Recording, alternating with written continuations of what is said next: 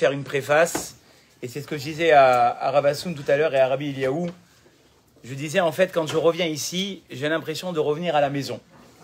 Et j'ai voulu lui faire une confidence. J'ai hésité à la faire, mais je pense que je vais la faire. Ça me découvre un petit peu à moi, mais c'est pas bien grave. Vous savez, dans ma vie, il y a plusieurs personnes qui m'ont, on va dire, qui m'ont construit et qui m'ont influencé. Alors on va commencer par ceux malheureusement qui ne sont plus là. Je pense à Rav Meir Sebag, je sais que Rabbi Eliaou sera d'accord avec moi. Rav Meir Sebag, ça a été un petit peu notre mentor. Et un peu plus tard, ça a été le Rav Yosef Chaim Sitruk. Et malheureusement, comme on dit, Anshe Emouna Avadou, ces gens-là, malheureusement, nous ont laissés. Baïm Bekwar Maaseem, ils venaient avec leur force et avec leurs paroles, et puis ils pouvaient apaiser toute une communauté et faire ce qu'ils ont fait en haut aussi. Et Ibadel et Chaim Tovim, je pense que le dernier mentor qui me reste aujourd'hui, et compris qu'Hachem lui envoie une santé exceptionnelle, c'est le Rav Hassoun. Alors je sais qu'il n'aime pas beaucoup qu'on parle de lui, mais très souvent dans ma communauté, on me dit, mais Rav, qu'est-ce qu'on va faire? Je dis, moi écoutez, chez Rav Hassoun, on m'a appris à faire comme ça, je fais comme ça. C'est-à-dire que le Rav, je m'arrêterai ici, mais il est mon inspiration depuis tellement d'années, et il sera encore tellement d'années, et ce qu'on prie Hachem, c'est que jusqu'à 120 ans, il soit à nos côtés, Bedrat Hachem, pour nous conseiller. Et également, dire un mot à Rabbi Eliaou, parce que Rabbi Eliaou, avant d'être le Rav que vous avez connu, ça a été mon ami d'enfance. Et on a partagé énormément ensemble, et on continue à s'entretenir ensemble. Et, et merci pour tout ce que tu m'apportes, ce que tu m'as apporté depuis mon enfance, et jusqu'à aujourd'hui aussi, Bedrat Hachem. J'aimerais également vous remercier à tous et à toutes d'être là ce soir présents. Je sais que pour certains, ça a coûté de pouvoir lever pas mal de téléphones pour trouver une babysitter et quelqu'un qui va garder les enfants. Pour d'autres, c'est des annulations d'autres soirées qui sont organisées, puisque maintenant, les Shabbatot est en cours, et bien chacun a ses occupations. Merci à tous et à toutes d'être venus m'écouter ce soir. Et que Akadosh Baruch Hu il fasse que Bedrat Hachem, ça nous renforce à tous les paroles qu'on va dire. Avec votre permission, j'aimerais justement dédier ce shiur pour les Lou Nishmat, ma grand-mère, Hilda Flora Batnejma, pour qui cette semaine c'est sa Askara. Qu'Akadosh Baruch Hu la fasse monter de plus en plus haut et qu'elle protège toute la famille Bedrat Hachem. Amen. Et pour la réfoua chez les mâts de Léa Bat Elisheva, Bedrat Hachem. Et Naomi Bat Jamila, ma maman.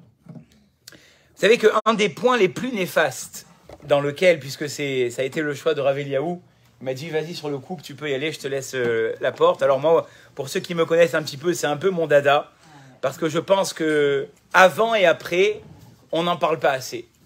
Avant, moi je dis toujours, comment est-ce que, quand on achète un instrument, peu importe lequel, électronique, on a des fois des modes d'emploi de 550 pages, que tellement tu vois l'épaisseur du mode d'emploi, même pas tu essayes de l'ouvrir. Et puis quand tu vas choisir finalement la personne avec laquelle tu vas vivre, tu vas passer toute ta vie avec elle, mais tu sais pas comment une femme elle fonctionne, comment un homme il fonctionne, et puis tu y vas, tu passes sous la choupa, avec beaucoup de confiance, tu te fiances, tu te maries. Et peut-être que, alors pour certains, Baruch Hashem, ils font ce pas. Mais aujourd'hui, ce qu'on a essayé, ma campagne de tous les jours finalement, et je remercie Rabbi Eliaou qui me fait confiance aussi à ce niveau-là, c'est de préparer un maximum les khatanim à cette mission tellement précieuse et périlleuse. On va l'expliquer à travers le cours. Et c'est pas qu'au début, ça s'entretient. Comme on dit, il y avait un rave qui disait, du vrai Torah, bechol et ou bechol zman. Les paroles de la Torah, elles ont besoin d'être renforcées à chaque instant. Donc c'est un petit peu aussi la mission qu'on s'est donnée à travers la ville et à travers plusieurs endroits où on répète justement les bases. Et justement, ce soir, on va essayer de parler... Alors, avant de parler du beau temps, je vous rassure, sortez vos parapluies, on va déjà parler de la pluie. On va parler de la pluie. Vous savez qu'un des points les plus néfastes dans les traits de caractère que les Baalei Moussar ils disent que c'est la colère. Il y a certains traits de caractère que j'ai en tête, comme par exemple la kina, la jalousie, la ta'ava, l'envie. Les Chachamim, ils disent, elles ont leur place, on peut les utiliser à bon escient. Mais la colère... avec aussi la Hazout Panim, l'effronterie, c'est les qualités rares où on n'a pas trouvé qu'on peut les utiliser à bon escient. Jusqu'à que la Gemara dans Shabbat, page 105b, elle va dire « Kol hakoes » tout celui qui s'énerve, c'est comme s'il avait pris une statuette et il s'était prosterné mamash. « Keilou oved avodazara » Le Rambam, quand il a écrit sa lettre à son fils, il lui dit « Titrachek minakas » éloigne-toi de la colère, parce que dira Maïm Nachmanide, Kol hakoes, kol mine geinom sol timbo. Tout celui qui s'énerve, il est comme s'il était plongé finalement dans le Gehinam, dans l'enfer. D'ailleurs, quand des gens ils s'énervent, des fois ils te disent « j'étais pas moi-même ». C'est-à-dire qu'à un moment donné, ce trait de caractère, il peut faire que tu te rappelles même plus ce que tu as dit. Ça, c'est la colère. Et je vais vous dire honnêtement, ça c'est dans la Torah, mais dans la société, une personne qui est coléreuse, c'est une personne qui va laisser de côté toute la logique pour laisser place à ses pulsions. Une personne qui est coléreuse, c'est quelqu'un qui fait finalement écran sur tous ces principes qu'elle a pu construire pour vexer des fois au plus profond les gens qui l'entourent. Une personne qui est coléreuse, ce qu'elle va essayer de faire, et on va essayer aussi de le développer, c'est qu'elle va essayer de diminuer et d'écraser au maximum les personnes qui lui font face. Et plus que ça, sa présence à cette personne-là qui ne sait pas se contrôler, elle est très souvent bannie. Les gens, ils essayent très souvent de la sortir de la maison. Et puis quand elle rentre, la première question qu'on se pose, comment elle va réagir? Comment est-ce qu'elle va parler aux enfants? Comment est-ce que les enfants, ils vont pas l'exaspérer? Il faut peut-être les calmer. Parce que voilà c'est ce genre d'ambiance. Moi, je ne peux pas oublier une histoire dans ma jeunesse qui m'avait tellement marqué. J'avais un ami, je peux parler de lui parce que ça fait tellement longtemps, mais moi, ça m'a marqué autant que ça fait longtemps que c'est arrivé. Une fois, tous les 2 Shabbats, il me dit, je t'en supplie, Jonathan, invite-moi chez toi, invite-moi chez moi. Bon, les premières fois, tu l'invites parce que tu te dis, bon, mais c'est sympa d'avoir des amis à la maison. Mais Shabbat après Shabbat, semaine après semaine, jusqu'à un jour où il m'a fait une confidence et il m'a dit, tu sais pourquoi j'aime pas être chez moi à la maison, parce que chaque Shabbat, je sais que mon père, il va nous faire une scène. Et à ce moment-là, je commence à trembler. Et mes Shabbatot, ils sont gâchés. Chez toi, au moins, c'est agréable de passer Shabbat. Voilà la confidence que m'avait fait cet enfant. Et à l'époque, j'étais très jeune, mais ça m'avait marqué.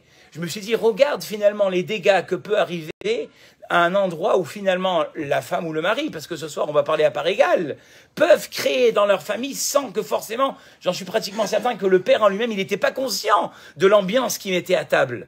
Mais c'était le résultat. Et je vais vous dire encore plus que ça, une personne qui est coléreuse, c'est l'internal insatisfait, l'internel victime. Vous avez déjà parlé avec quelqu'un qui est coléreux? Ouais, mais moi je sais pas, et puis tout le monde, et puis de toute façon, et puis il a toujours des idées négatives.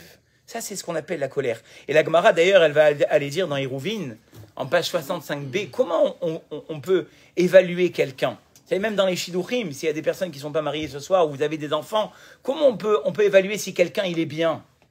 Bishlosh Advarim. Par 3 choses. Bekoso, combien il boit, combien il est capable de se tenir quand il boit du vin. Bekiso, quand on fait des appels, Kupat Arabanim, Vad, Kupat Azdaka, Kupat Arabanim, la synagogue, comment il donne? Bekiso et Bekaaso. Comment est-ce qu'il s'énerve? Parce que ne croyez pas que je suis venu vous dire ce soir qu'il ne faut pas s'énerver. Il y a des fois où effectivement, ça a beau être néfaste, mais il y a des choses qu'on appelle, comme mon Rav il appelait en Eretz, il y a la misguérette. Il y a des choses où on ne peut pas laisser passer. Il y a des choses où des fois, je vous ai dit, la colère, elle est néfaste. La colère pour la colère. Mais il y a des fois où il faut quand même mettre son veto d'une certaine manière. Mais en fait, ce n'est pas une vraie colère. Voilà pourquoi est-ce que je ne l'ai pas compté comme la colère. Il y a une fois où on doit s'énerver, mais en fait, ce n'est pas de l'énervement. Je vous expliquerai après. Alors, je vais expliquer. Le Rav Simcha Cohen, il dit que la colère, d'ailleurs, puisque je vais vous dire ce soir tout ce que je vais dire, toutes les belles choses que je vais dire ce soir, vous les faites dépendre du Rav Simcha Cohen. Toutes les idioties, c'est moi. D'accord? Le Rav Simcha Cohen, c'est un des plus grands médiateurs des Eretz Israël, et j'ai eu l'honneur de pouvoir passer un diplôme avec lui de médiation familiale, et qu'Akadosh Baruch Hu, Bémet, il envoie une grande réfoua chez les mains, parce qu'il y a dernièrement, il a été très très malade, et qu'Akadosh Baruch Hu, par le mérite de ce chiour, il envoie une grande réfoua chez les mains. Alors il dit le Rav Simcha Cohen, pourquoi est-ce qu'on est coléreux en général? Il dit le Rav, la colère, d'où est-ce qu'elle vient en fait? De la gave, de l'orgueil. Le fait qu'une personne, et on réfléchira tous ensemble à ça, elle s'énerve, c'est que très souvent, elle n'obtient pas ce qu'elle veut par le calme. Et comme elle n'est pas diplomate, comme on essaiera d'expliquer un peu plus loin, donc comme ça passe pas par le calme, la sérénité, elle monte sa colère, elle sort ses crocs, et là forcément ça fait de l'effet, qui est très néfaste, mais elle obtient ce qu'elle veut. Donc il dit le Rav Simcha Cohen, le premier problème finalement de la colère, c'est quoi? C'est la gave. C'est l'orgueil, c'est le fait que finalement elle n'est pas écoutée, c'est qu'elle cherche à obtenir ce qu'elle n'a pas obtenu quand elle ne s'énerve pas. Donc elle va s'énerver.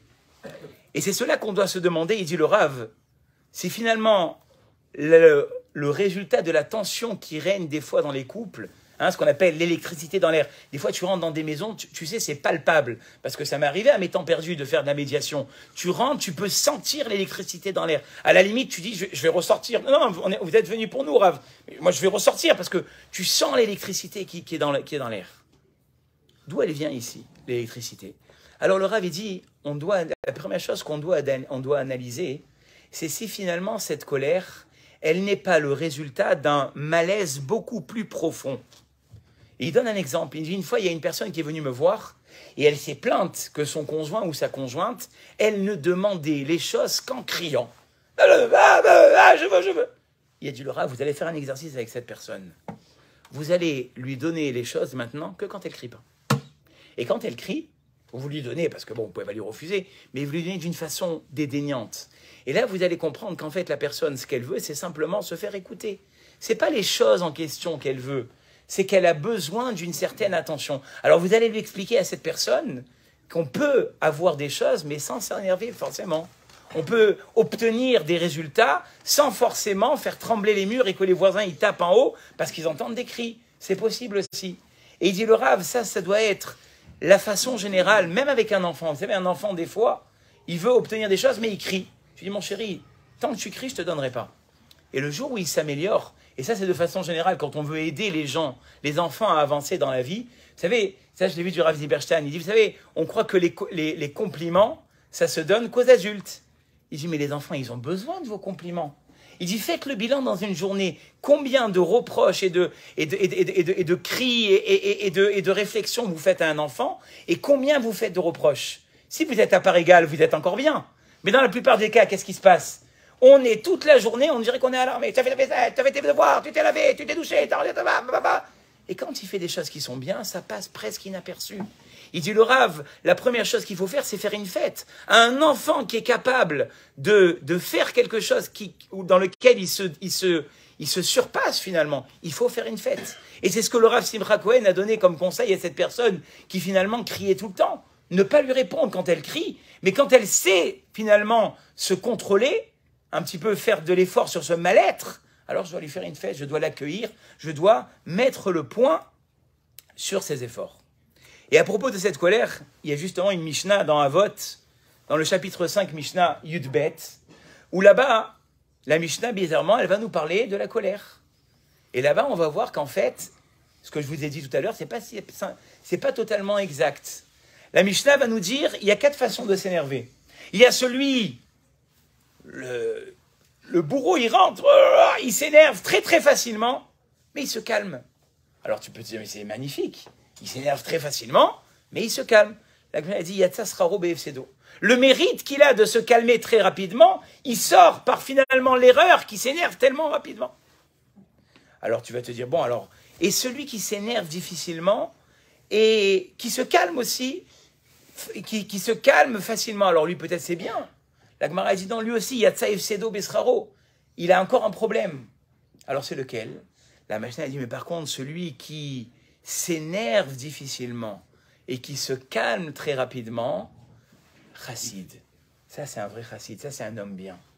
Et la Mishnah terminera, mais par contre, celui qui s'énerve à tort et à travers, et que pour le calmer, il lui faut 1 semaine, et des rabbanim, et des menaces, celui-là, racha. C'est la Mishnah qui le dit, racha. Qu'est-ce qu'on voit d'ici, Rabotai? On voit d'ici que la Torah, elle n'a pas dit que le chassid, c'est celui qui ne sait pas s'énerver du tout. Le chassid, c'est celui qui finalement s'énerve, d'accord? Mais rarement, et puis très vite, il revient au calme. Et ça, Rabotai, c'est ce que Rabbeinu Yona, il explique dans son livre. Le Rabbeinu Yona va nous dire, justement à propos du kaas, Alkol panim yesh lo le adam lichos. Bizarrement, le Rabbeinu Yona nous dit, il faut s'énerver, ça arrive des fois. Arbekoshi ou mitkatsef lifamim. Mais que ces énervements soient rares. Asher lo nitan lo reshut la amod shelo ichos. On peut pas dire à quelqu'un de pas s'énerver, c'est humain. Kitzarich liot argasha ba'el bonim. Tu peux pas être une serpillière, tu peux pas laisser tout passer. Ve'alze amru chachmei hamusar, al tiye matok pen yivlaucha. Ne sois pas trop doux, parce qu'on va t'avaler. Alors comment on fait, il dit? Alors le Rav Simcha Cohen ramène le Rambam. Le Rambam dit à Derech Hayeshara, Le vrai chemin qu'on doit prendre, c'est jamais les extrêmes. D'ailleurs, en politique, ils le savent. Jamais les extrêmes. Il faut prendre le chemin du milieu. En quoi ça nous concerne par rapport à la colère? Ketzad, loye ba'al cheman ochalichos, t'énerve pas tout le temps. Velo kemet chez nos marguiches, mais ne sois pas comme un mort à qui on peut faire n'importe quoi. Loichos al davar gadol, chez Raoul ichos alav, kedeshelo yaase kayotsebo bepa amacheret. Et la Benoni, le Rambam, il dit, soit, et ce juste milieu. Alors, la vérité, comment on fait pour s'énerver très peu alors regardez, l'examen, et ça souvent je l'ai dit, c'est se demander en fait, est-ce que je suis simplement en train de vider mon sac parce que je viens de passer une journée pourrie, et donc le premier à la maison qui va me sortir de mes gonds, je vais le massacrer, et donc ça c'est très néfaste, ou bien non, je viens véritablement défendre une véritable cause. C'est ça qu'a dit Rambam et Rabbeinu Yonah. Ne sois pas comme une serpillière que tout le monde marche dessus. Ne sois pas un doux qu'on va t'avaler. Donc il y a des causes à défendre. Mais quel est finalement le repère? Et ça, Baruch Shekivanti, parce que je l'ai dit souvent dans le terme de l'éducation, le repère, c'est savoir est-ce que je suis capable de revenir à moi-même rapidement. Et ça, c'est tellement important dans l'éducation. D'abord pour les professeurs. Si quelqu'un, à chaque fois qu'il s'énerve contre un élève, il le prend à l'intérieur de lui, au bout d'une semaine, vous l'hospitalisez. Moi, je vous le dis, avec ma petite expérience de 11 ans, si tu t'énerves devant les élèves, mais du fond de ton intérieur, en une semaine, tu te fais hospitaliser et tu démissionnes. C'est pas possible. L'énervement, moi je disais toujours, et Baruch Shekivanti, que j'ai retrouvé ça dans le Rambam, dans la conclusion du Rambam, que je vais vous lire de suite, c'est que ça doit être du théâtre. Et là, je ne veux pas vous casser les oreilles maintenant, mais je peux vous dire d'arrêter, il y en a marre. Et après, moi, je recommence mon chiour calmement. Maintenant, les enfants, ils ont été terrassés. Comme je voulais vous le faire pour que vous sachiez de quoi il s'agit. Les gens qui ne me connaissent pas, là, il y a quelqu'un qui rentre maintenant, il me voit comme ça, mais il me prend pour un malade. Mais c'était tout extérieur. Mais ne répétez pas ça à vos enfants, parce que sinon, dans une semaine, j'ai plus de place. Mais les enfants, ils sont terrassés. Ils se disent, oh là là, c'est qui ce rave? Donc, qu'est-ce que j'ai gagné? La colère, elle ne m'a pas atteint à l'intérieur. J'ai défendu et je l'ai fait. Attention, ça aussi, Rabotaï. Vous savez, le ministre de l'Éducation, il a sorti quelque chose d'exceptionnel il y a quelques années. Ça s'appelle le pronote. Alors, le pronote, tu mets des observes.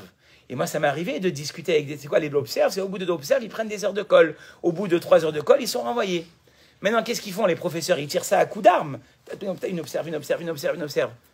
Mais je lui dis, mais ça, tu as perdu la qualité de l'observation. Pourquoi? Parce que si tu en balances plein, à la fin, quand est-ce que les gens ils vont te prendre au sérieux? Puisque tu en balances. Vous savez, la colère, c'est la même chose. Si un enfant, tu t'énerves avec lui et tu hurles en permanence, c'est quoi le crédit qui te reste? L'énervement et la colère, c'est quand il y a une vraie cause. C'est quand, par exemple, ton enfant, il se met en danger, il a failli traverser et se faire écraser. Là, tu t'énerves. Mais de quelle manière tu t'énerves?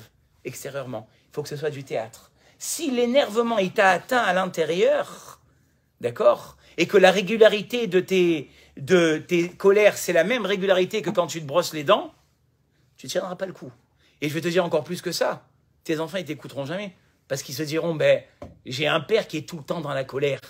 Donc à quel moment je le prends au sérieux? Et à quel moment je sais qu'il exagère? Et à quel moment je sais que j'ai tort? Je sais pas, je suis perdu. Donc en fait, c'est un outil, j'ai envie de dire, mais qu'on doit savoir finalement. Et Baruch Shekivanti, en étudiant le cours du Rav Simcha Cohen et en relisant le Rambam, je me suis dit, mais c'est formidable, c'est ce que Rambam nous dit. Baruch Shekivanti. Le Rambam va dire, Mida ra'a iyad lemeod. La colère, il n'y a pas plus mauvais. C'était ma préface du début. Veraoui le adam sheitrachek mimena ad ketse acher. Garde la colère le plus loin possible de toi, comme Nachmanide a dit à son fils. Veyelamed atzmo shelo yichos. Apprends à ne pas t'énerver. Ve'afiou davar sheraoui. Même quand ça en vaut le coup. Ve'im ratzal et atzilema albana vous beto. Kede sheyarzor les moutav. Alors là, vous êtes en train de vous demander la vraie question. Quand vous êtes en train de vous demander la vraie question. Moi, vous savez, je vois Rav Assoun, il y a quelque chose que je ne peux pas m'empêcher de... Un jour, on avait parlé des notes. Combien de fois j'ai répété ça en votre nom, Rav? Et il m'a dit, je vais t'apprendre quelque chose. Je ne sais pas si vous vous en rappelez. Il m'avait dit, ne t'énerve jamais contre tes enfants pour les notes. Parce que nous, très souvent, voilà un exemple. Je vois le Rav et je pense à ça. Voilà un exemple de colère futile. Parce que de deux choses l'une. Ça, je le tiens de vous, Rav. Et si vous n'étiez pas là, je vous aurais dit aussi en votre nom. De deux choses l'une. Si l'enfant, il a fait les efforts qu'il fallait qu'il fasse, et qu'il se prend une note mauvaise, Quand tu as fait un peu d'éducation, tu sais que quoi? Demande-toi si simplement le professeur, il n'a pas fait un examen qui n'était pas à leur niveau. Parce que ton fils, tu l'as vu bûcher du matin au soir. Ta fille, tu l'as vu jusqu'à 1h du matin. Et après, elle te ramène à 8. Ouais, qu'est-ce que c'est ça? Elle a travaillé. Après la note, je m'en fiche. Moi, je dis, mes enfants, il y a 3 témoins, demandez-leur. Je dis, ah, papa, tu sais ce qui m'a... C'est pas grave, je t'ai vu travailler, je m'en fiche. Mais j'ai eu 0, je m'en fous. Bah, 0 plus 0 égale la tête à Toto, c'est pas grave. Elles n'ont jamais eu 0. Hein. Non plus, en plus. En plus. Mais bon, en plus, voilà. Elles n'ont jamais eu 0. Mais est-ce qu'une fois, demandez-leur, j'ai écrit, parce que le Rav, il me l'avait dit, ça. Ça s'appelle une colère qui est futile. C'est-à-dire que de toute façon, ton enfant, il travaille. Après qu'il n'ait pas eu les résultats que tu aurais voulu qu'il obtienne, ben, il va se reprendre. Mais c'est pas... Et là, le Rambam, il dit, alors attends, j'ai un problème. Tu me dis de jamais m'énerver. Il y a la question qui revient du début. Quand des fois, c'est pour des bonnes causes. Quand je veux protéger mes enfants. Quand je vois qu'ils ont des fréquentations qui ne sont pas correctes. Quand je vois qu'ils ne prennent pas leur travail au sérieux. Quand ça vaut la peine, comment je fais? Ou quand je suis en classe, puisqu'on retourne dans la classe, et qu'on a 35 gamins, et qu'il n'y en a pas un seul pour sauver l'autre, comment on fait? Il dit le Rambam, Yera'e atzmo bifnehem shehu koes. Qu'il se montre devant eux. Il est extraordinaire ce lachon du Rambam. Yera'e atzmo. Comme je ne veux pas vous le refaire parce que vous allez avoir mal aux oreilles. Mais je suis capable de vous le refaire. Je le fais tout le temps d'ailleurs. Mais quand il faut, d'accord? Yera'e atzmo. Il fait semblant d'être énervé. Vetiye da'ato meyushevet beno. Mais à l'intérieur, c'est un calme. Et vous allez dire, mais comment c'est possible? Quand on s'énerve, il faut que ça boue à l'intérieur. C'est qu'elle n'est pas bonne, ta colère. Si ça boue à l'intérieur, tu es en train de te manger de l'intérieur. Et à 98%, la personne qui est en face, non seulement tu l'as dégoûtée, mais en plus de ça, elle ne changera pas. Et donc dit le Rambam, Ke Adam Sheumedame Koes, Beshaat Kaaso Veueno Koes. On appelle ça quoi? Un acteur de théâtre. Je dois faire du théâtre. Et ça marche. Ça marche. Ne croyez pas que... Mais encore une fois, ça demande du temps. Alors, ce qui est formidable, c'est que dans la Torah, on retrouve cet exemple. Dans la Torah, dans Parashat Bamidbar, vous savez que Aaron et Myriam, ils ont parlé sur Moshe. Ils ont dit, je ne comprends pas. Moshe Rabbeinu, il n'y a que lui à qui Dieu a parlé au Har Sinaï. Pourquoi il a quitté sa femme? Ils ont fait du Lachon Hara. Akadosh Baruch Hu, qu'est-ce qu'il veut faire? Il veut leur faire une remontrance. Et c'est écrit dans le Pasouk. Vayomer Hashem pitom el Moshe ve'el Aaron ve'el Myriam tseu shlosh lechem elo el moed. Sortez. Donc déjà, il sort. Vayered Hashem be'amud anan.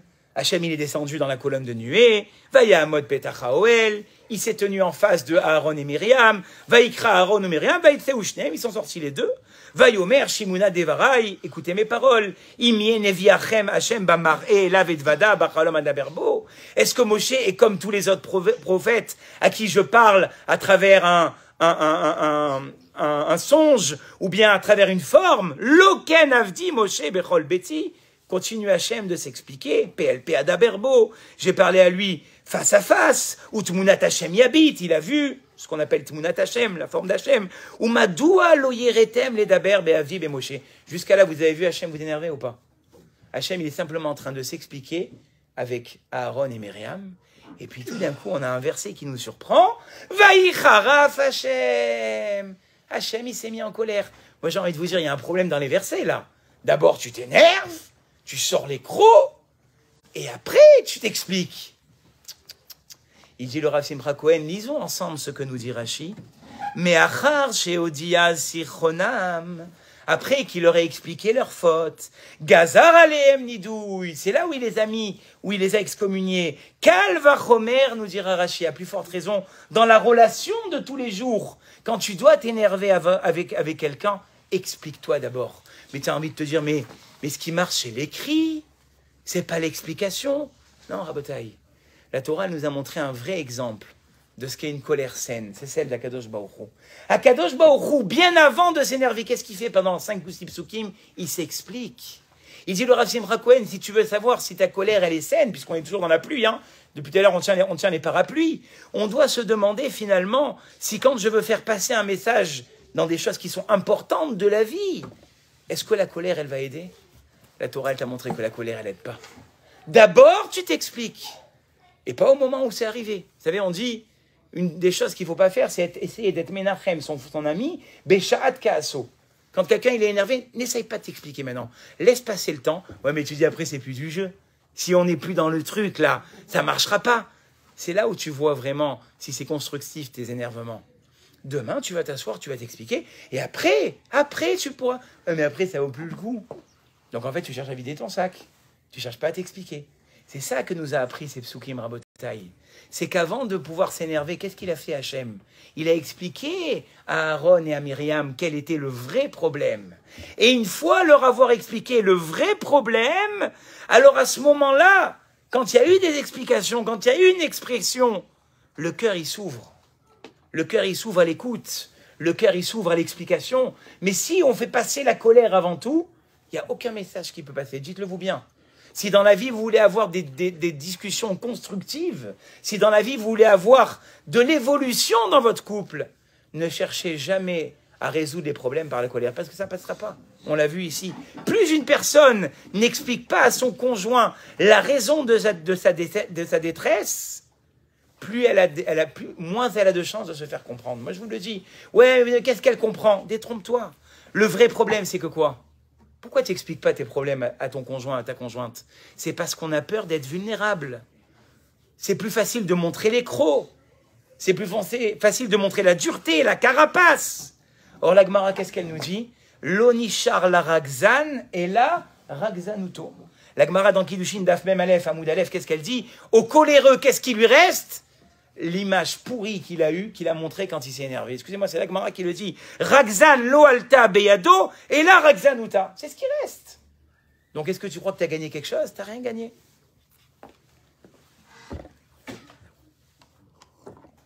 Alors, il y a un élément de réflexion très, très, très profond, parce que vous savez que le Rav Simcha Cohen, avec l'expérience magnifique qu'il avait de la médiation familiale, il a aussi été très, très fort en psychologie. Et il dit, regardez, prenons l'exemple d'un conjoint ou d'une conjointe qui, dans son couple, cherche l'intérêt. Mais quel intérêt elle cherche? Elle cherche l'intérêt de se faire mettre en valeur. Elle n'est pas mise en valeur ou il n'est pas mis en valeur. On va essayer de bien jongler parce que souvent on me dit il y en a trop pour les hommes ou il y en a trop pour les femmes. Bon, alors qu'est-ce qu'on fait? Qu'est-ce qu'il fait? Chaque jour il essaye de communiquer. Sauf que quand on lui donne pas assez d'importance ou on ne donne pas à elle assez d'importance, eh bien après c'est le vase qui déborde. Et à ce moment-là, petit à petit dans la conscience de cette personne qui n'est pas prise en compte, qu'est-ce qu'on a gravé dans l'esprit? Mon mari ou ma femme ne m'aime pas, ne m'accepte pas, et je ne compte pas à ses yeux. C'est ce qui se grave petit à petit, si on ne donne pas finalement l'attention qu'elle a besoin d'avoir. Et à partir de là, à chaque dérive, même la plus petite, c'est le débordement. Mais de quoi ça a commencé? D'un manque d'attention. Ce manque d'attention qui n'a pas été pris en compte. Ce manque d'attention au niveau des sentiments de la personne avec laquelle je vis. Au début, c'était pas grave. C'était, tu m'as dit bonjour, mais tu m'as pas répondu. Je t'ai servi un café, tu m'en as pas servi un. Je t'ai proposé de sortir, tu préfères sortir avec tes copines. Des petits trucs. Mais au bout du compte, qu'est-ce qui se passe? Si un matin après, elle s'avise ou il s'avise à pas te sourire, je la supporte plus. Je le suis. Pourquoi il t'a simplement pas souri? Ou alors si elle préfère sortir avec ses copines plutôt que sortir avec toi, on n'a plus rien à faire ensemble. Que pour un petit sourire qui n'a pas été fait? Que parce qu'un soir je t'ai dit que je voulais sortir avec mes copines, je voulais sortir avec toi? Que pour ça? C'est pas que pour ça. C'est qu'en fait, il y a eu un manque de considération qui au long du temps, il s'est altéré. Et c'est pour ça que sous la roupa, qu'est-ce qu'on dit? Regardez tous les langages de Simra qu'on dit. Gila, Rina, Jitsa, Vechet, Va, Shalom, Bereut. Oh, quoi? Simra, dis-moi Simra. Pourquoi autant? Parce qu'on dit qu'en fait, c'est l'émancipation qu'un couple doit avoir au fil des années. Ça commence par Gila, qui est finalement ce petit niveau, et ça termine par Reut. Vous savez, c'est quoi Reut? C'est ce qu'on dit au Khatanim dans une autre bracha. Kesame chacha yetzircha beganeden mikedem. Que ce couple qui se marie ce soir soit aussi heureux qu'Adam et Chava. Pourquoi pas Avraham et Sarah, Yitzhak et Rivka? Yitzhak et Rivka se sont mariés. Et Moshe et Tzipora. Pourquoi Adam et Chava? Parce que, c'est ce qu'ils disent les Chachamim. Adam, quand il en avait marre de Chava, il s'est pas dit, tu sais quoi? Je vais te laisser, je vais en trouver une mieux que toi. Alors elle dit, mais tu sais quoi? On est seuls dans le monde! Donc ils n'ont jamais pu ne pas se supporter. Pourquoi? Parce qu'ils étaient seuls. Alors ce qu'on bénit le Khatan et la Kala, c'est que leur complicité, elle soit au même niveau qu'Adam et Chava qui eux étaient seuls. D'accord? Et malheureusement, si on ne prend pas en compte les sentiments de son conjoint ou de sa conjointe, comme on a dit tout à l'heure, un conjoint qui n'est pas avisé de ce mécanisme, il entend ses paroles, comme par exemple « je la supporte plus » ou « on n'a plus rien à faire ensemble », ben, il va aller au consistoire, demander le guet. Alors qu'en fait, qu'est-ce qui s'est passé? Il ou elle qui se sont mariés, ils pensent que quoi? Ben, ils vivent avec une coléreuse, qui est une personne... Non, c'est pas une coléreuse. C'est une personne qui, c'est en fait la suite logique du malaise qui, il ou elle, n'a pas été capable d'exprimer ou qu'on n'a pas entendu.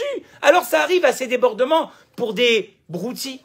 Parce que je veux dire la vérité, avec le terrain que j'ai eu pendant de nombreuses années de médiation familiale, que j'ai arrêté de faire pour plusieurs raisons, mais des fois je m'assieds comme ça, puis je faisais la liste des choses et je me disais, mais mince, c'est des choses de gamin ces trucs-là, là. C'est pour ça qu'on vient me faire venir, et pas qu'un, des dizaines de couples, c'est toujours pareil. Il n'y a rien de grave.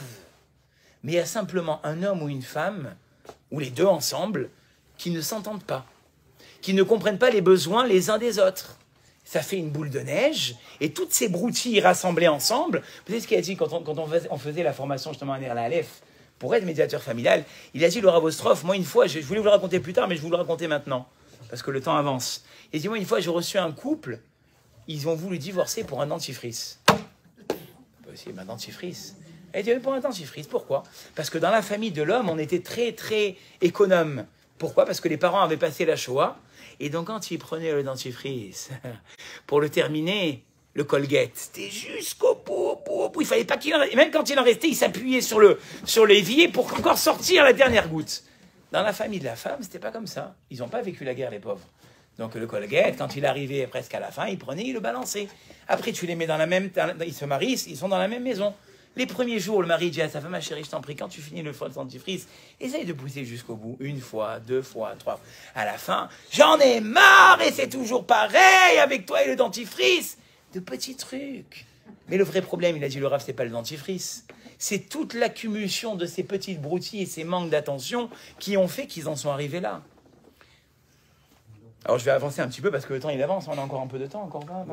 Sauf qu'aujourd'hui, Rabotaï, pourquoi on n'est pas capable, je saute quelques trucs, bon, on va avancer vers l'essentiel, pourquoi on n'est pas capable d'arriver à être attentionnés les uns les autres? Moi je dis à mes khatanim, vous savez, ça je le fais par contre, parce que je vous ai dit, j'ai tellement envie que les gens y réussissent, et que finalement ils comprennent quel est l'enjeu d'un couple, et qu'ils comprennent ce que c'est un homme et ce que c'est une femme. Donc ça, les khatanim, je continue. Et ce que je dis à les gens qui se marient, d'ailleurs dommage qu'on pense à Jérémy ce soir qui n'a pas pu être là avec son épouse, un grand Mazel Tov, et Yoav dans pas longtemps aussi, Ethan, Bezrat Hashem dans pas longtemps. Bon, qu'est-ce que je leur dis? Je leur dis, vous savez, on est dans la génération du clic. C'est quoi la génération du clic? Aujourd'hui, quand une vidéo, elle ne te convient pas, qu'est-ce que tu fais sur l'écran? Tu cliques, tu mets la croix. Alors tu crois qu'avec ton couple, tu peux cliquer, tu cliques. Mais elle est toujours là, il est toujours là. Pourquoi? J'ai cliqué pourtant. C'est pas comme ça. À l'époque, c'était pas comme ça. À l'époque, nous, nos grands-parents, ils se disputaient, ils allaient dans la cuisine, je me rappelle, la cuisine était tout au fond. Et on venait s'assied sur le canapé, c'était fini. Parce qu'à l'époque, on investissait pour du long terme. Aujourd'hui, on est dans la génération du clic. Et une fois, j'ai entendu un très, très grand commissaire, une personne vraiment, un livre qui avait, parce que je m'intéresse à mes temps perdus, un petit peu la psychologie, il y avait un grand commissaire qui a dit, aujourd'hui, les jeunes d'aujourd'hui n'ont plus le goût de l'effort. Et ça nous concerne à nous dans notre Shalom Bayit. Ils ont peur de se faire mal, c'est dommage, car c'est la clé de la performance. Quand on se fait mal, comme il a dit un Rav, animal, je me fais mal, je m'écrase un peu, je tends mon oreille. Je ne fais pas que je clique. J'essaye de comprendre qu'en face de moi, ce n'est pas un écran. C'est une personne avec des sentiments, avec des enjeux, avec des demandes, pas avec les mêmes besoins. Il faut traiter tous les shiurim qu'on fait au Khatanim. Mais on n'y arrive pas. Alors, le Rav Zilberstein, il a proposé un jeu. Ce qui était au dernier shiur il y a 2-3 semaines, vous avez entendu parler, j'espère que vous avez essayé de le faire, mais un jeu exceptionnel. Et vous savez comment on peut faire pour s'échanger des sentiments et être un petit peu plus à l'écoute? Il a dit le vendredi soir, parce que c'est là où normalement on est censé être à table. Enfin, j'espère qu'on est tous assis à table ensemble. Bon, il a dit on va prendre chacun à tour de rôle une personne, et sur cette personne-là, on va faire un tour de table, et on va essayer de dire chacun un point positif sur cette personne. Au début, ça va être dur. Allez, vas-y, Shimon, dis un point positif. Un point positif. Ouais, bah, c'est vrai qu'il est quand même serviable. Ah, après le deuxième. Et il dit le Rav Simcha Cohen, vous allez voir que le Rav Zilberstein, au fur et à mesure du temps, on va se rendre compte qu'on est capable de voir celui qui est en face de nous. Pas que de voir du négatif, voir du positif. Et après, au fil du temps, ah, mais elle est extraordinaire, elle est... Calme-toi. Un point positif. Mais on s'appelle l'école des compliments. Et ça nous aide quelque part à s'améliorer et à s'appliquer. Vous savez, dans l'Ilchot Seouda, il y a une halakha dans Shulchan Aruch, Siman Koufaïn, qui dit que vous partez au restaurant, d'accord, on vous pose vos assiettes sur table. Je dis, oh, pas l'assiette qui est là, lui. Moi, j'ai que de la salade et un petit morceau de poisson. Oh, Assour, c'est écrit ça, Issour. En leistakel bifne aochel, velo bemanato shelo levaisho. C'est écrit, mais fourrage, on n'a pas le droit de regarder l'assiette des autres. Aujourd'hui, on vit aussi ce qui nous... On est toujours dans la pluie. Hein. On arrive bientôt au beau temps. Hein. Ça, ils ont dit que dans quelques instants, il va faire beau. Et dans la pluie, qu'est-ce qui se passe? C'est que souvent, on regarde l'assiette de l'autre. Pourquoi dans son couple, ça marche? Pourquoi chez eux, quand on les voit, ils ont toujours le sourire? On regarde trop. On fait trop de comparaisons. Et ce qu'on ne se rend pas compte, c'est que malheureusement, on n'a aucun rapport. Peut-être que tu ne sais pas les efforts qu'eux, ils font dans leur couple. Peut-être que c'est simplement une façade. Et des fois, c'est des façades. Des gens qu'on croyait qui de façon merveilleuse, ils s'entendaient, ils sont devant le Dayan. Il faut arrêter les comparaisons. Le Rav Shach, il était Yotse Milchama, il a dit les jeunes couples, il faut qu'ils arrêtent de s'inviter ensemble, pas parce qu'on est des sauvages, mais les comparaisons, elles vont bon train. On est vite amené à dire, et celui-là, il est comme ça, et pourquoi chez moi, c'est pas comme ça? Et tu as vu, lui, elle, comment elle sourit à son mari? Et tu as vu, lui, comment est-ce qu'elle, elle sert sa femme? Etc. Comment est-ce qu'elle sert son mari? Les comparaisons, elles vont bon train. Donc, une des raisons aussi de la pluie et du fait qu'on n'arrive pas à regarder les gens qui nous font face, les gens avec qui on vit, c'est parce qu'on se compare trop aux autres. Akadosh Baruch Hu, dans tous les balais Moussar s'est ramené. Il t'a amené dans ce monde pour qu'avec la femme que tu as, le mari que tu as, les beaux-parents, même la belle-mère que tu as, les beaux-parents, les belles-sœurs, les beaux-frères, ta situation, avec ça, tu dois réussir. C'est ton tachlit. Arrête de regarder l'assiette de l'autre, parce que l'assiette de l'autre, elle ne te correspond pas. Tu n'es pas venu dans ce monde-là pour ça. Sauf que la confrontation, elle est inévitable. Vous allez me dire, je crois, vous êtes bien gentil, mais j'ai envie de vous dire, c'est inévitable. Et pourquoi c'est inévitable? Pourquoi on n'est pas capable de regarder l'autre? Alors, je regarde le temps qui me reste. Il y a 3 points très, très essentiels à rappeler. Le premier point, la Gemara, elle dit qu'au moment où on a créé l'homme et la femme, ils ne pouvaient pas être pareils. Pourquoi? Parce que l'homme, il est né seul. Vous le savez, il est né d'où partsouf. C'est écrit « Achor vakedem sartani » tu m'as façonné de devant et de derrière. L'homme et la femme étaient collés ensemble. Et Hachem, il n'y trouvait pas cette personne qui était siamoise, en fait. Hein. Adam était siamois. Il s'écrit les Zachar ou Nekava, veikra shemo Adam. Adam, il était Zachar et Nekeva. Donc, comme il ne trouvait pas de compagne à cette personne, Adam, à cette créature, Vayapel Hachem tardema ala Adam. Hachem, il a endormi l'homme, il a pris la côte et il en a façonné une femme. Il dit le Rav Simcha Cohen, tous les problèmes, ils ont commencé de là. Le mari, quand il a été créé, l'homme, quand il a été créé seul ou accompagné? Seul. L'homme, c'est celui qui aime vivre seul. C'est pas que les maris qu'on croit certains, c'est tous comme ça. Ils ne sont pas faits pour le dialogue. Ils ne sont pas faits pour discuter. Ils aiment bien qu'on les laisse tranquilles, qu'ils soient tranquillement dans leurs pantoufles, qu'on ne vienne pas les saouler jusqu'à 2 heures du matin. Une femme, c'est complètement l'inverse. Et il dit le Rav Simcha Cohen, pourquoi c'est comme ça? Si demain je prends un aimant, deux aimants qui sont collés, et j'essaye de tirer un aimant, qu'est-ce qu'il fait dès que je lâche? Paf, il se recolle. La femme, en fait, elle n'est pas responsable. Elle a été enlevée de sa source. C'est pour ça que 20 fois par jour, « Tché où, chérie? Tché où? Tché où ?» Et quand le soir, elle arrive, et que vous rentrez chacun de votre travail, de votre côté, elle commence, alors écoute-moi bien, à 8 heures du matin, j'ai pris la voiture, je suis sorti à la voiture, elle était un peu mouillée. Quand je suis arrivé, il était tard, il faisait chaud. Après celui-là, il m'a parlé comme ça. Après, je suis sorti. Elle a malade, aïe, aïe, aïe, aïe, aïe. Tu m'écoutes, chérie? Oui, oui, oui, je t'écoute. Qu'est-ce qu'elle fait, en fait, si tu le Rav Simcha Cohen? Elle s'arrange pour te raconter, même quand elle n'était pas avec toi. Le fait qu'elle t'ait raconté, elle t'a pris avec elle. Voilà, ça va. Sauf que le mari, il n'est pas comme ça. Donc la première différence qui fait qu'on n'arrive pas à correspondre ensemble, c'est que quoi? C'est qu'on n'est pas les mêmes.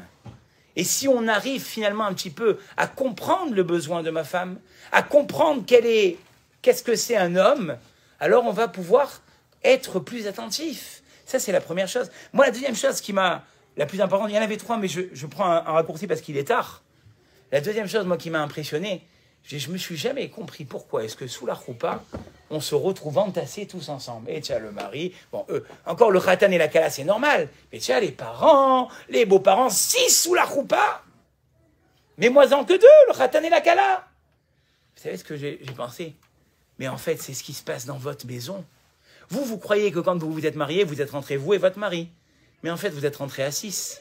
Parce que ton mari, à travers toi, qu'est-ce qu'il va essayer de retrouver? Sa mère.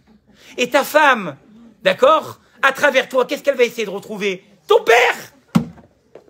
Papa? Non, c'est pas papa! Réveille-toi, c'est ton mari. Non, c'est ça. C'est exact. Maman? Non, non, non, je suis pas ta mère, moi. Mais c'est inconscient. Ça veut dire qu'en fait, pourquoi on nous met 6 personnes sous la choupa? Parce qu'inconsciemment, je viens créer mon couple comme j'ai vu mes parents agir. Et quand finalement, je vois pas ma femme agir comme ma mère, ça me fait mal. Mais j'ai envie de te dire, tu es bête. Parce que ta femme, ça sera jamais ta mère. On commence quelque chose de nouveau. Et vice-versa, quand tu vois ton mari qui est pas comme ton père, mais mon père, il était plus gentil avec ma mère, hein. Mais toi, c'est à toi de construire, de faire quelque chose de nouveau. Et quelque part, le travail d'un couple, toute la vie, c'est quoi? C'est d'apprendre à faire exister mon conjoint ou ma conjointe à travers ses différences et mes différences. Ensemble, on va cohabiter ensemble. C'est quoi cohabiter ensemble? C'est coexister, en fait. C'est donner la place à l'autre dans ses besoins. Or, sur le terrain, Rabotaï, ça c'est l'idéal. Sur le terrain, on voit qu'inconsciemment, entre un homme et une femme, c'est la guéguerre continuelle. Et la Gemara, elle le soutient, ça. Tu sais que la Gemara, elle dit qu'entre un homme et une femme, il n'y a pas plus grande concurrence et plus grande jalousie. Vous croyez que j'exagère? Regardez ce qu'a dit la Gemara. Dans la Gemara, dans Sanhedrin, page 105b, Bekol Adam Mitkane. Un homme, il est jaloux de tout le monde. Chut Bivno. Il n'y a que ses enfants duquel il n'est pas jaloux. Ou Betalmidou et son élève. Et vous savez pourquoi? C'est ce qui est fou, c'est ce qu'a dit la Gemara.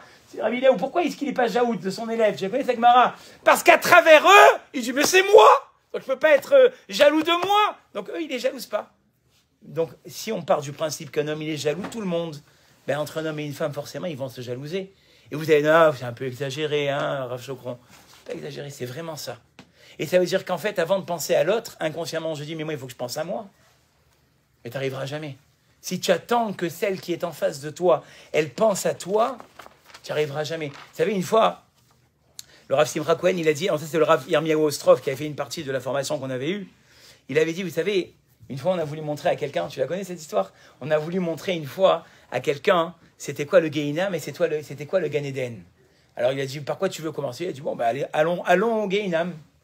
Il arrive au Gehinam, il voit des belles tables comme ça. Non, mais avant que vous ayez mangé, c'est-à-dire au tout début, avec les crêpes, les fromages, les odeurs de panini de Jonathan, des trucs de fou. Et ils sont tous en pleurs. Alors il dit, pourquoi ils sont en pleurs ici? Et il voit en fait que les fourchettes et les couteaux, ils sont attrapés ici sur les bras. Et ils essayent, ils n'arrivent pas. Ni ils arrivent à manger, parce qu'ils sont attachés, ni ils arrivent à se mettre dans la bouche. Tu vois, ça c'est le Gehinam. Transpire, il dit, purée. Il dit, bon, je peux voir le Gan Eden maintenant? Il dit, oui, viens. Il amène au Gan Eden. Pareil, les panini de Jonathan, les crêpes, les fromages. Et tout le monde est rouillé. Ils sourient, tout le monde y rigole. Ils ont les joues rouges tellement ils ont bu du bon vin et tout ça. Et ils ont aussi les fourchettes et les couteaux attrapés ici. Il dit, mais c'est quoi la différence? Il dit, regarde bien. Le monsieur qui était assis là, ou la dame qui était assise, qu'est-ce qu'elle faisait avec son ami? Elle lui donnait à manger. Et le monsieur, qu'est-ce qu'il faisait? Au lieu de se donner à manger, qu'est-ce qu'il faisait? Il prenait et il donnait à manger à son ami.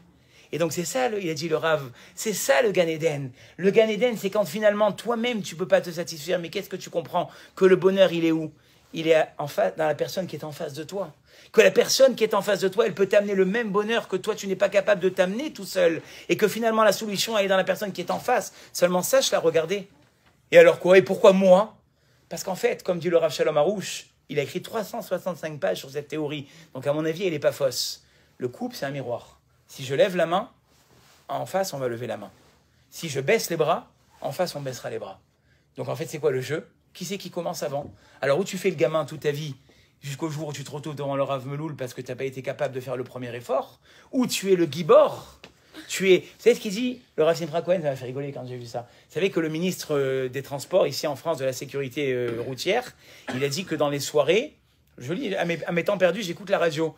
Il a dit, il doit avoir un SAM, le SAM de la conduite. Vous le connaissez celui-là? C'est celui qui, toute la soirée, ne va pas boire. Et après, comme il est lucide, ben, le SAM, il ramène, c'est bien le SAM, il ramène tout le monde à la maison. Il y a Dira Simcha Cohen dans le couple, il doit avoir le sam de l'excuse, de celui qui fait le premier pas. Cette semaine, ma chérie, c'est toi qui fais le premier pas. Et toi, moi je prends la deuxième semaine. Si on fait un agenda, qui va venir en premier? Alors au début, ça fait gamin, on n'est pas là pour jouer à ça. Mais nos histoires, elles sont souvent des histoires de gamins. Quand on fait le plan et on regarde, ce qui manque en fait, c'est dans la tchouva, je sais pas combien il nous reste de temps, Rabbi Eliaou, 10 minutes. Dans la teshuva, encore 10 minutes. Dans la teshuva, vous savez, il y a plusieurs halakim. Quand on fait teshuva, il y a halak, il y a akarat achet, reconnaître la faute, charata, regretter, kabbalah leatid, s'engager, azivat achet, abandonner ses habitudes. C'est quoi le point commun de tout ce qui est ici? C'est qu'on est prêt à avouer qu'on s'est trompé. C'est qu'on est prêt à dire devant Hachem, mon Dieu, je me suis trompé. Dans le couple, il faut qu'on soit capable. Vous savez, moi, une fois, j'étais très choqué. Rabbi Eliaou, c'était en Israël, quand on était encore au tout début. J'ai revu dans le film, j'étais à mon mariage. Les premières années de Shidduchim, tout ça, et il y a souvent des copains qui se marient avant nous. Le Rav, il prend la parole, c'est un francophone. Il dit, très cher Khatan, très cher Kala, le conseil que j'ai à vous donner en or, lavez-vous avec du Tahiti. Oh, il a foutu un blanc, un froid dans toute la salle. C'est quoi ce Rav, là? Lavez-vous avec du Tahiti. Et la palme olive, hein? Et le dop. Il a dit, c'est quoi Tahiti, Rabotai? Je me suis trompé. Si dans le couple, on est capable de dire « je me suis trompé », c'est pas facile. C'est pas facile de redescendre les étages et de dire, même de le sortir, dis-le, je me suis trompé. Il a dit le Rav, si dans le couple, on est capable de dire « Tahiti », je me suis trompé, on a gagné déjà la moitié des problèmes. Si chacun, quelque part, et c'est ça qui est important, et surtout, le réceptionniste, comment est-ce qu'il accepte ce Tahiti? Parce que quelqu'un, il peut dire, allez, franchement, je me suis trompé. Tu t'es trompé, qu'est-ce que ça vaut, pardon? Mais tu es remar ou quoi? Ton mari ou ta femme, ils ont fait un effort, ils se sont rabaissés, ils veulent essayer d'arranger. Tu l'encourages pas. Il faut avoir cette qualité d'Hachem qu'on dit à Yom Kippour, qui lo chafetz bemot amet.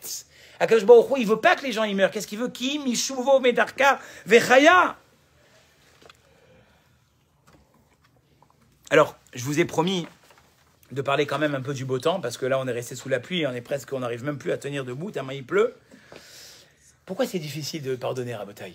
Pourquoi on a du mal? Pourquoi on a cette frontière, finalement, dans le couple, en général? D'abord, quand on a parlé ici, alors, pour les besoins de la fin du cours, je vais dire Sarah et David, je ne vise personne, parce qu'il me faut des noms, d'accord? Donc, les exemples que je vais vous donner, c'est Sarah et David, ils n'existent pas. C'est juste pour le cours, d'accord? Bon. Quand on demande de demander pardon, de venir Tahiti, de dire pardon, j'ai pardon. Excuse-moi, Sarah, j'ai marché, tu viens de faire le parterre. C'est pas ça un pardon. Ou David, excuse-moi, je suis en retard. C'est pas sur ça qu'on demande de pardon. Le vrai pardon, c'est quand, par exemple, ton mari, il est devant tout le monde comme ça, et il dit devant ses copains, ouais, moi, je suis un gars très calme. Quoi? Toi, t'es calme, toi? Et ils sont 20 dans la salle. Là, tu l'as rabaissé, là. Là, tu as touché son kavod. Ou alors que elle, par exemple, Sarah, elle s'est éreintée à t'organiser un repas en famille, après tout ce qu'elle a travaillé dehors, et toi, tu la traites comme une moins que rien. Là, il faut demander pardon. Quand on touche au kavod de la personne, quand finalement, je n'ai pas donné le respect, cette bracha, finalement, qu'on a fait tout à l'heure, c'est quoi? Gila, Arina, Dita, Vechedva. C'est que la considération que j'ai avec mon mari, avec ma femme, inévitablement, au fil des années, qu'est-ce qui se passe? C'est comme un crash. Plus ça va, plus tu te craches. Alors qu'en fait, ce que la bracha, elle te dit, qu'est-ce que tu dois faire? Tu dois t'élever.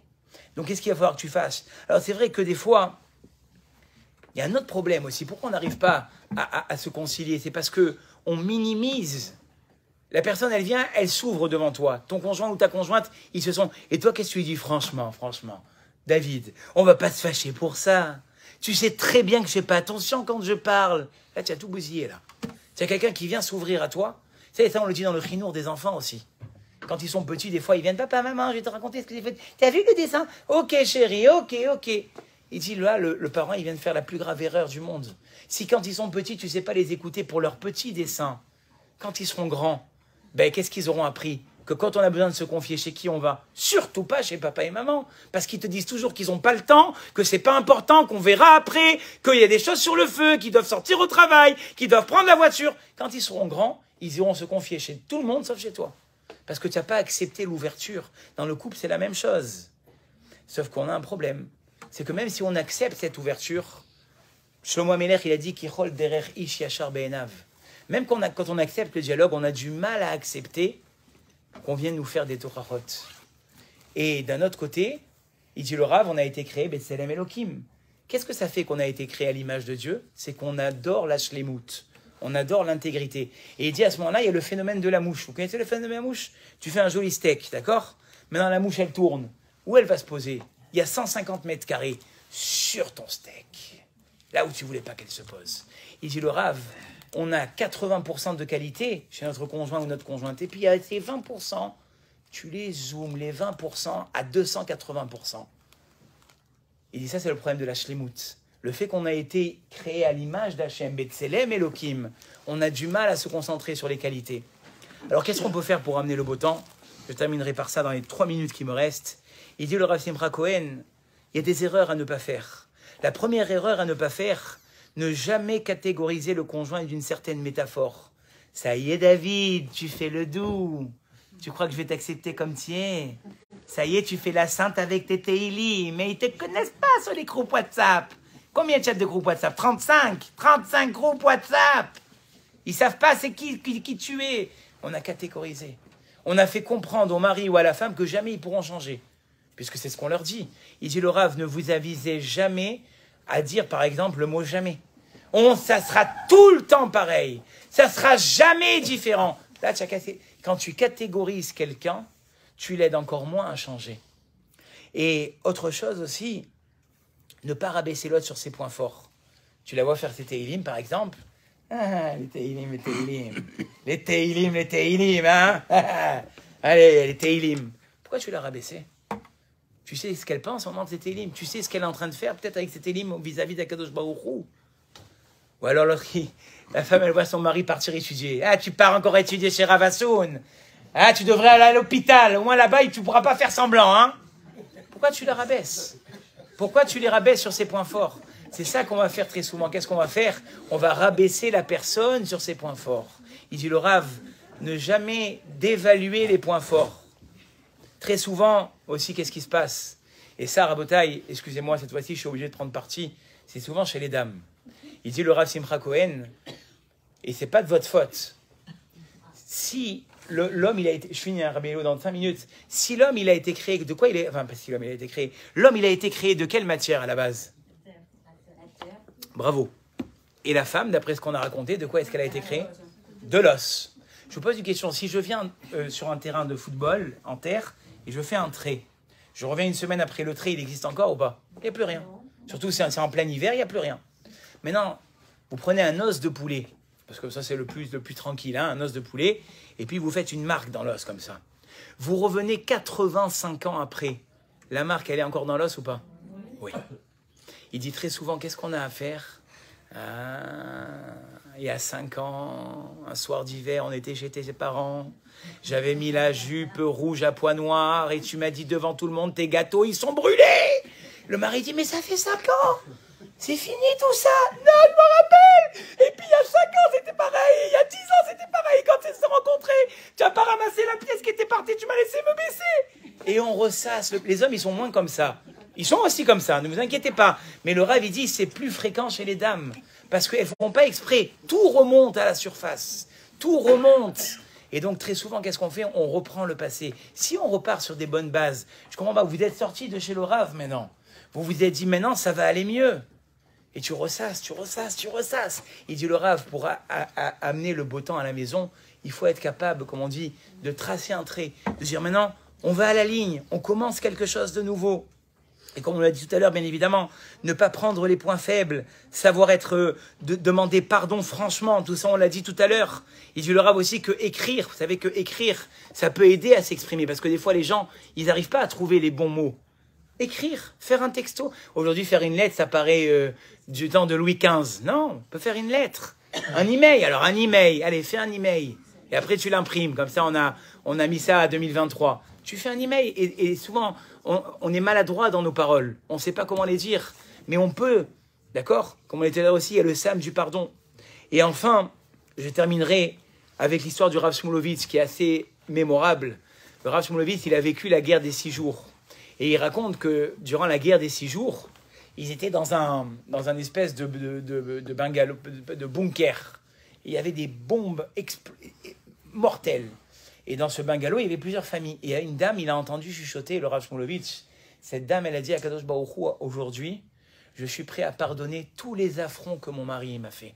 Je suis prêt à pardonner toutes les disputes, mais je t'en supplie, sauve-nous de ce bunker. Vous savez ce qu'il a dit le Rav Shmulevitch?